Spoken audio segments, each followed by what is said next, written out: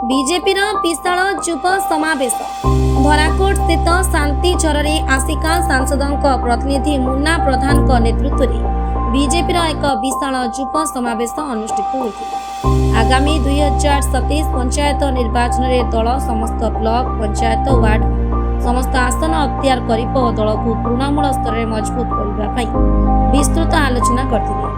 वक्ता मैंने आगामी पंचायत निर्वाचन आज रण कौशल कर दल को संगठित करने आह्वान देते। आसिका सांसदों प्रतिनिधि मुन्ना प्रधान, जिला साधारण संपादक ऋषिकेश साहू, जिला उपसभापति गोपाल कृष्ण मल्लिक, युवा नेता चिन्मयी रेड्डी, मिलू स्वाई, रोशन खुंटिया, लालकृष्ण प्रधान, अजित कुमार जेना, आदिवासी नेता बुद्धिया नायक, पूर्वतन मंडल सभापति अशोक नायक, कानू नायकों समेत बीजेपी नेतृवृंद, कार्यकर्ता और बहु बीजेपी कर्मी उपस्थित थे। धराकोटरू पंचानन पात्रों रिपोर्ट, साई सत्य न्यूज।